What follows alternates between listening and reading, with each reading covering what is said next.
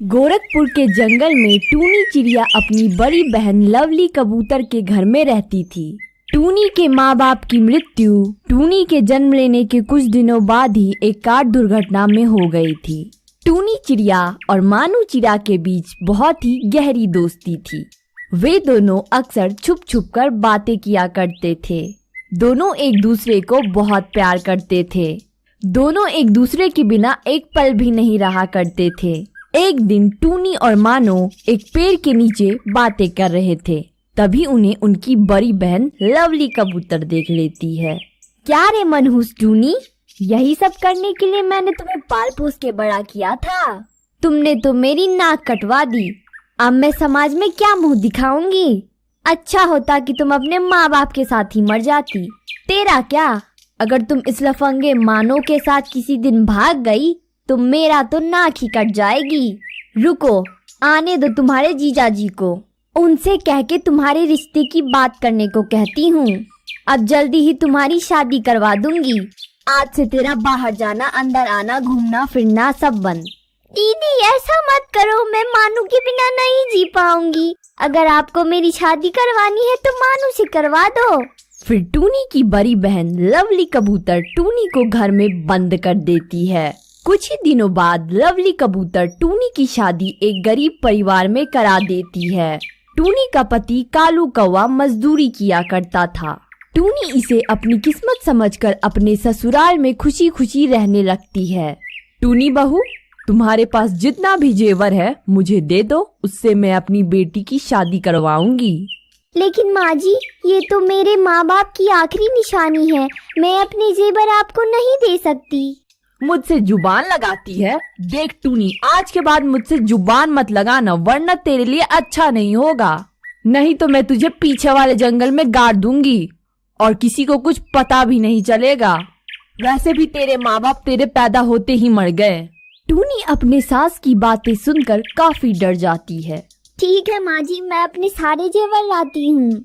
फिर टूनी चिड़िया अपनी जेवर अलमारी से निकाल कर अपनी सास को दे देती है। मम्मी जी, ये रहे जेवर, ले लीजिए। कुछ दिनों के बाद टूनी के दो प्यारे से बच्चे जन्म लेते हैं। टूनी को अपने दोनों बच्चों की देखभाल के साथ साथ घर का सारा काम करना पड़ता था। टूनी की सास सिर्फ बैठे बैठे खाती रहती थी।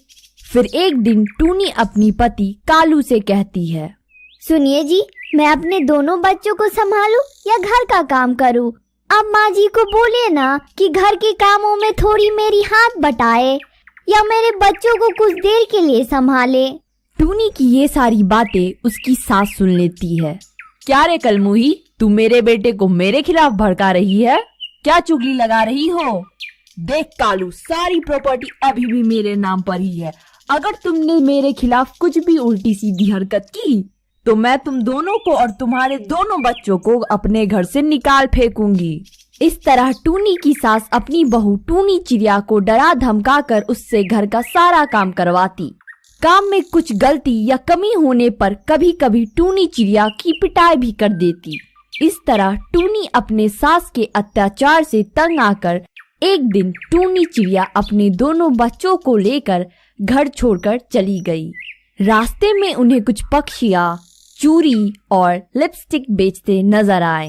तब टूनी चिड़िया उनके पास गई और बोली, बहन जी, मेरे बच्चे भूख से परेशान हो रहे हैं। अगर आप मुझे कोई काम दिलवा देते तो आपकी बड़ी कृपा होती।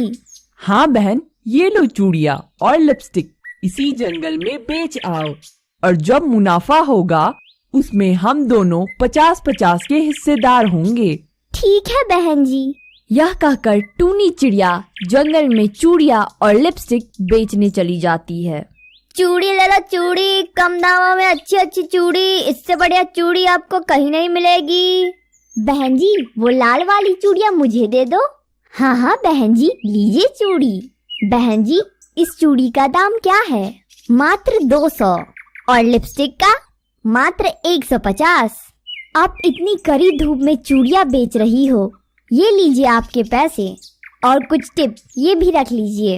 अरे अरे शर्माइए मत, रख लीजिए। फिर टूनी चिड़िया वहाँ से दूसरी जगह चली जाती है। देखते ही देखते चूड़ी लेने के लिए टूनी के पास पक्षियों की भीड़ लग जाती है। इस तरह चूड़ियां बेचकर टूनी की अच्छी खासी कमाई होने लगती है। फिर टूनी अपने मालिक के पास जाकर बोलती है, ये लीजिए आज की कमाई। फिर तोती टूनी की कमाई का आधा पैसा उसे वापस कर देती है। पैसे लेकर टूनी चिड़िया जाने लगती है। तभी तोती बोलती है, अरे रुको रुको, मैं 2 सालों से चूड़ियाँ बेच रही हूँ, पर आज तक इतनी चूड़ियाँ नहीं बेच पाई जितनी तुमने बेची। आज से तुम अपने दोनों बच्चों के साथ मेरे घर में ही रहोगी। अब हम एक परिवार की तरह मिलजुल कर रहेंगे। तब से टूनी चिड़िया तोती के घर में खुशी खुशी रहने लगी। ऐसे ही समय गुजरता गया। एक दिन टूनी चिड़िया जंगल में चूड़ियाँ बेच रही थी। तभी उसकी नजर एक चिड़िया पर पड़ी जो खेत में काम कर रही थी। जब टूनी चिड़िया उसके पास गई तो वह हैरान रह गई, क्योंकि वह चिड़िया कोई और नहीं बल्कि उसकी सास थी। मम्मी जी, आप यहाँ खेत में क्या कर रही हो? टूनी बेटी, मुझे माफ कर दो। शायद तुमसे गलत व्यवहार करने का भगवान ने मुझे ये सजा दिया। माँ जी, आप क्या कहना चाहती हो? बेटी, तुम्हारे घर से चले जाने के कुछ दिनों बाद ही माँ, आप अकेली काम करके थक जाती हो, एक बहू क्यों नहीं लेके आती हो?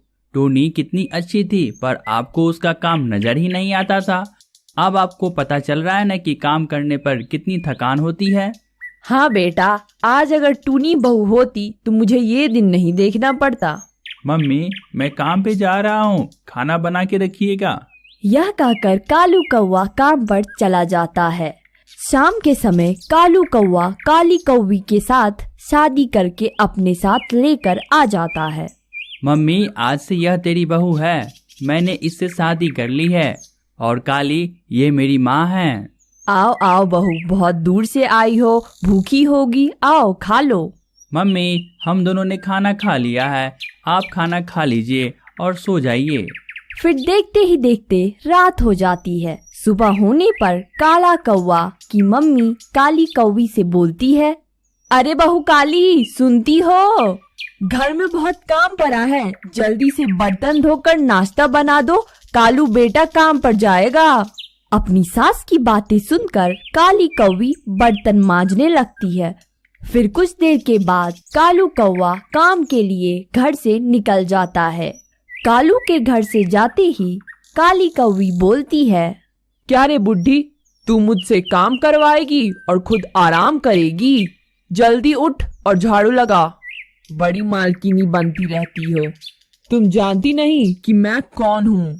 अपनी बहू का बुरा व्यवहार देखकर काला कौवा की माँ रोने लगती है और रोते रोते झाड़ू लगाने लगती है और काली कौवी सो जाती है। शाम के समय कालू कौवा मजदूरी करके घर वापस आ जाता है। कालू कौवा की माँ अपने बेटे को उसकी पत्नी के बारे में सारी बातें बताती है। काली, कहाँ गई? तुम इधर आओ। बोलो जी, क्या बात है? तुमने माँ से घर का सारा काम करवाई है। क्यों, आपकी माँ कोई महारानी है जो काम नहीं करेगी? काली, यह तुम क्या कर रही हो? तुम्हें अंदाजा भी है? तुम होश में बात कर रही हो? देखिए कालू जी, मैं कोई इस घर की नौकरानी नहीं हूँ जो मैं अकेले घर का सारा काम करूँ और ये बुढ़ी बैठे रहेगी। और हाँ, आप दोनों कान खोलकर सुन लीजिए, मैं इस जंगल के मंगल सेठ की बेटी हूँ। इस जंगल के सारे पक्षियाँ मेरे बाप के डर से थर थर कांपते हैं। अगर तुम दोनों ने मेरे साथ उल्टी सीधी हरकत करने की कोशिश भी की तो तुम दोनों जान से जाओगे। मंगल का नाम सुनकर कालू कौवा और उसकी माँ दोनों डर जाते हैं। फिर काली कौवी घर की मालकिन बन जाती है और मीनू चिड़िया से घर का सारा काम करवाने लगती है।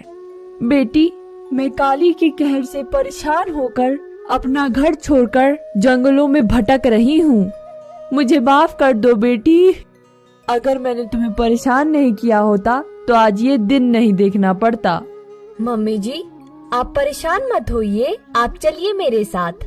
आज से सभी मिलजुल कर रहेंगे और मेकअप की एक बड़ी दुकान खोलेंगे। फिर टूनी चिड़िया और उसकी सास दोनों मिलकर एक बड़ा सा मेकअप का दुकान खोलती है और फिर दोनों मेकअप की सामान बेचकर खुशी खुशी जिंदगी बिताने लगती है। दोस्तों, अगर आपको हमारी यह कहानी पसंद आई है तो वीडियो को लाइक करें, चैनल को सब्सक्राइब करें और हाँ, कमेंट्स में बताइए कि आपको यह कहानी कैसी लगी। गोरखपुर के जंगल में टूनी चिड़िया अपनी बड़ी बहन लवली कबूतर के घर में रहती थी। टूनी के माँ बाप की मृत्यु टूनी के जन्म लेने के कुछ दिनों बाद ही एक कार दुर्घटना में हो गई थी। टूनी चिड़िया और मानू चिड़िया के बीच बहुत ही गहरी दोस्ती थी। वे दोनों अक्सर छुप छुप कर बातें किया करते थे। दोनों एक दूसरे को बहुत प्यार करते थे। दोनों एक दूसरे के बिना एक पल भी नहीं रहा करते थे। एक दिन टूनी और मानो एक पेड़ के नीचे बातें कर रहे थे। तभी उन्हें उनकी बड़ी बहन लवली कबूतर देख लेती है। क्या रे मनहूस टूनी, यही सब करने के लिए मैंने तुम्हें पाल पोस के बड़ा किया था। तुमने तो मेरी नाक कटवा दी। अब मैं समाज में क्या मुंह दिखाऊंगी।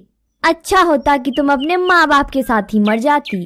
तेरा क्या, अगर तुम इस लफंगे मानो के साथ किसी दिन भाग गई तो मेरा तो नाक ही कट जाएगी। रुको, आने दो तुम्हारे जीजाजी को, उनसे कह के तुम्हारे रिश्ते की बात करने को कहती हूँ। अब जल्दी ही तुम्हारी शादी करवा दूंगी। आज से तेरा बाहर जाना, अंदर आना, घूमना फिरना सब बंद। दीदी ऐसा मत करो, मैं मानू के बिना नहीं जी पाऊंगी। अगर आपको मेरी शादी करवानी है तो मानू से करवा दो। फिर टूनी की बड़ी बहन लवली कबूतर टूनी को घर में बंद कर देती है। कुछ ही दिनों बाद लवली कबूतर टूनी की शादी एक गरीब परिवार में करा देती है। टूनी का पति कालू कौवा मजदूरी किया करता था। टूनी इसे अपनी किस्मत समझकर अपने ससुराल में खुशी खुशी रहने लगती है। टूनी बहू, तुम्हारे पास जितना भी जेवर है मुझे दे दो, उससे मैं अपनी बेटी की शादी करवाऊंगी। लेकिन माँ जी, ये तो मेरे माँ बाप की आखिरी निशानी है। मैं अपने जेवर आपको नहीं दे सकती। मुझसे जुबान लगाती है। देख टूनी, आज के बाद मुझसे जुबान मत लगाना, वरना तेरे लिए अच्छा नहीं होगा। नहीं तो मैं तुझे पीछे वाले जंगल में गाड़ दूंगी और किसी को कुछ पता भी नहीं चलेगा। वैसे भी तेरे माँ बाप तेरे पैदा होते ही मर गए। टूनी अपने सास की बातें सुनकर काफी डर जाती है। ठीक है माँ जी, मैं अपने सारे जेवर लाती हूँ। फिर टूनी चिड़िया अपनी जेवर अलमारी से निकाल कर अपनी सास को दे देती है। मम्मी जी, ये रहे जेवर, ले लीजिए। कुछ दिनों के बाद टूनी के दो प्यारे से बच्चे जन्म लेते हैं। टूनी को अपने दोनों बच्चों की देखभाल के साथ साथ घर का सारा काम करना पड़ता था। टूनी की सास सिर्फ बैठे बैठे खाती रहती थी। फिर एक दिन टूनी अपनी पति कालू से कहती है, सुनिए जी, मैं अपने दोनों बच्चों को संभालूं या घर का काम करूं? अब माँ जी को बोले ना कि घर के कामों में थोड़ी मेरी हाथ बटाए या मेरे बच्चों को कुछ देर के लिए संभाले। टूनी की ये सारी बातें उसकी सास सुन लेती है। क्या रे कलमुही, तू मेरे बेटे को मेरे खिलाफ भड़का रही है? क्या चुगली लगा रही हो? देख कालू, सारी प्रॉपर्टी अभी भी मेरे नाम पर ही है। अगर तुमने मेरे खिलाफ कुछ भी उल्टी सीधी हरकत की तो मैं तुम दोनों को और तुम्हारे दोनों बच्चों को अपने घर से निकाल फेंकूंगी। इस तरह टूनी की सास अपनी बहू टूनी चिड़िया को डरा धमका कर उससे घर का सारा काम करवाती। काम में कुछ गलती या कमी होने पर कभी कभी टूनी चिड़िया की पिटाई भी कर देती। इस तरह टूनी अपने सास के अत्याचार से तंग आकर एक दिन टूनी चिड़िया अपने दोनों बच्चों को लेकर घर छोड़कर चली गई। रास्ते में उन्हें कुछ पक्षियाँ चूड़ी और लिपस्टिक बेचते नजर आए। तब टूनी चिड़िया उनके पास गई और बोली, बहन जी, मेरे बच्चे भूख से परेशान हो रहे हैं। अगर आप मुझे कोई काम दिलवा देते तो आपकी बड़ी कृपा होती। हाँ बहन, ये लो चूड़िया और लिपस्टिक, इसी जंगल में बेच आओ और जब मुनाफा होगा उसमें हम दोनों 50-50 के हिस्सेदार होंगे। ठीक है बहन जी। यह कहकर टूनी चिड़िया जंगल में चूड़िया और लिपस्टिक बेचने चली जाती है। चूड़ी ले लो चूड़ी, कम दामों में अच्छी अच्छी चूड़ी, इससे बढ़िया चूड़ी आपको कहीं नहीं मिलेगी। बहन जी, वो लाल वाली चूड़ियाँ मुझे दे दो। हाँ हाँ बहन जी, लीजिए चूड़ी। बहन जी, इस चूड़ी का दाम क्या है? मात्र 200। और लिपस्टिक का मात्र 150। आप इतनी कड़ी धूप में चूड़ियाँ बेच रही हो। ये लीजिए आपके पैसे और कुछ टिप ये भी रख लीजिए। अरे अरे शर्माइए मत, रख लीजिए।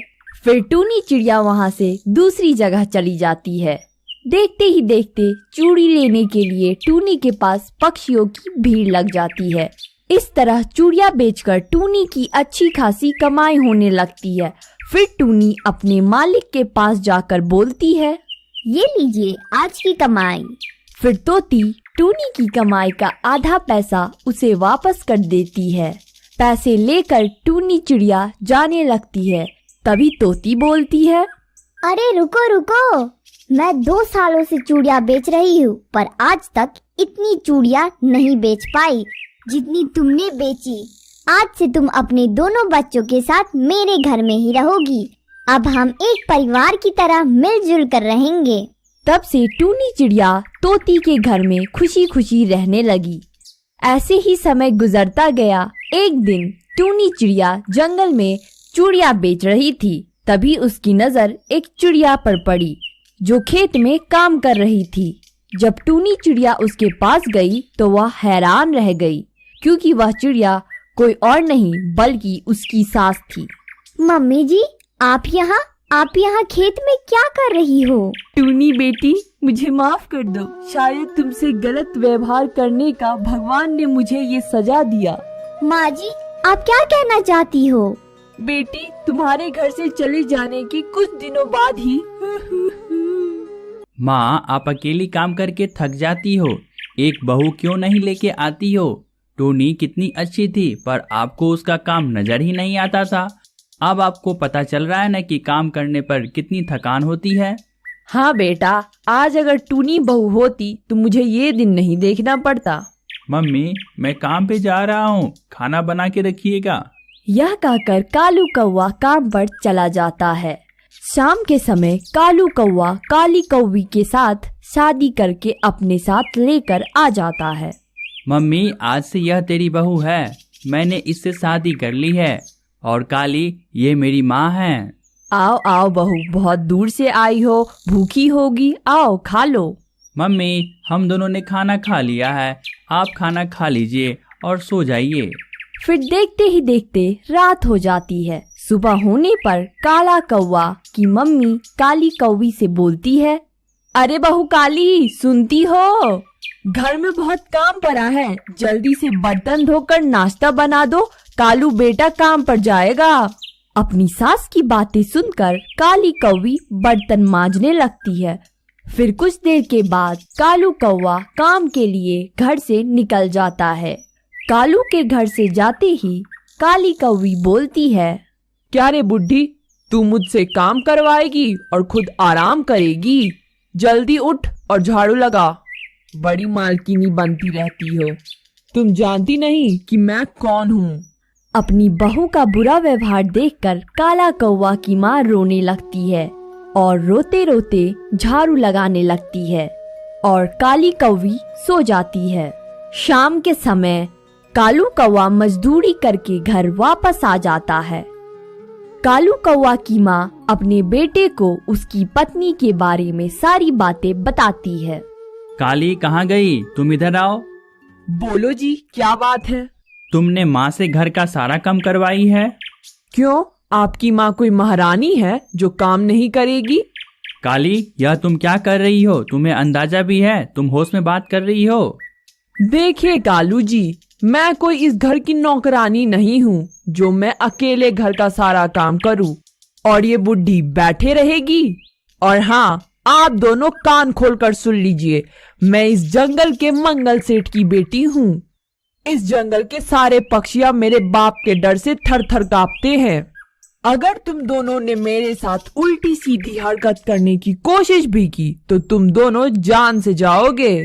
मंगल का नाम सुनकर कालू कौवा और उसकी माँ दोनों डर जाते हैं। फिर काली कौवी घर की मालकिन बन जाती है और मीनू चिड़िया से घर का सारा काम करवाने लगती है।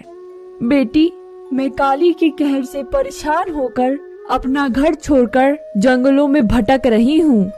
मुझे माफ कर दो बेटी। अगर मैंने तुम्हें परेशान नहीं किया होता तो आज ये दिन नहीं देखना पड़ता। मम्मी जी, आप परेशान मत होइए, आप चलिए मेरे साथ। आज से सभी मिलजुल कर रहेंगे और मेकअप की एक बड़ी दुकान खोलेंगे। फिर टूनी चिड़िया और उसकी सास दोनों मिलकर एक बड़ा सा मेकअप का दुकान खोलती है और फिर दोनों मेकअप की सामान बेचकर खुशी खुशी जिंदगी बिताने लगती है। दोस्तों, अगर आपको हमारी यह कहानी पसंद आई है तो वीडियो को लाइक करें, चैनल को सब्सक्राइब करें और हाँ, कमेंट्स में बताइए कि आपको यह कहानी कैसी लगी।